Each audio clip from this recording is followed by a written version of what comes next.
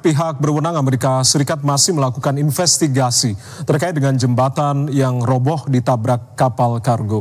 Upaya pencarian masih terus dilakukan untuk mencari pekerja konstruksi yang terjatuh ke sungai saat kejadian. Selengkapnya akan disampaikan oleh rekan kami, jurnalis VOA Rio Tuasikal, langsung dari Washington DC, Amerika Serikat. Rio, selamat malam waktu Indonesia. Bagaimana dengan proses pencarian para korban? Apakah ini sudah diketahui penyebab pastinya, Rio?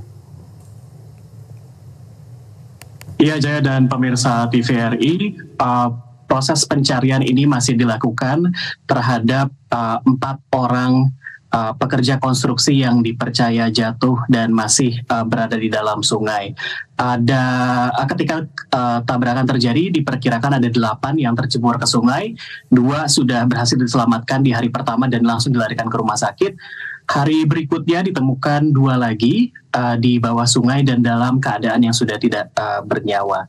Jadi 4 masih dicari dan pencarian ini masih terkendala banyaknya reruntuhan jembatan yang berat dan juga air sungai yang begitu dingin. Dewan Keamanan Transportasi Nasional Amerika Serikat masih melakukan penyelidikan mengenai penyebab pasti kecelakaan ini.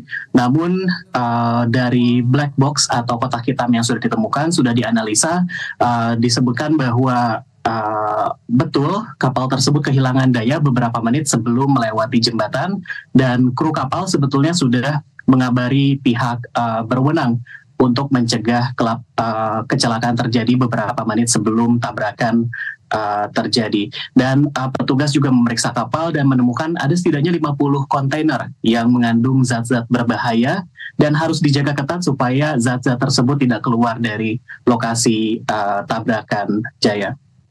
Baik, Rio, lalu bagaimana dengan rencana pembangunan kembali jembatan ini? Ya, jadi pemerintah sebetulnya tengah menyiapkan rencana pembangunan kembali jembatan pengganti di Baltimore ini, dan pemerintah pusat, pemerintah federal sudah berjanji akan menanggung seluruh biaya pembangunan kembali, dan Presiden Joe Biden berharap bahwa Kongres akan menyetujui proposal tersebut. Namun yang 1.700 ton dan kapal kargo yang menabrak jembatan ini masih berada di posisinya semula dan menghalangi jalur untuk keluar masuk pelabuhan Baltimore. Pelabuhan Baltimore ini merupakan salah satu dan menghalangi jalur untuk keluar masuk pelabuhan Baltimore. Pelabuhan Baltimore ini merupakan salah satu pelabuhan yang penting di Amerika Serikat, di mana pada tahun 2022 ini melayani pengiriman ekspor mobil lebih dari 750.000 unit. Ini menjadi yang tersibuk dalam hal pengiriman mobil. Dan ada selain berdampak tentunya kepada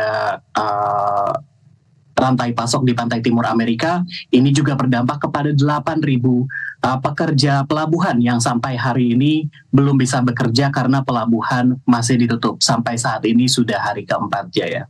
Baik, tentunya kita berharap upaya terbaik nantinya terkait dengan pembangunan kembali jembatan Baltimore dan terkait dengan evakuasi 4 pekerja konstruksi yang masih dalam pencarian. Rio Tuasikal melaporkan langsung dari Washington DC, Amerika Serikat. Terima kasih, Rio. Selamat malam.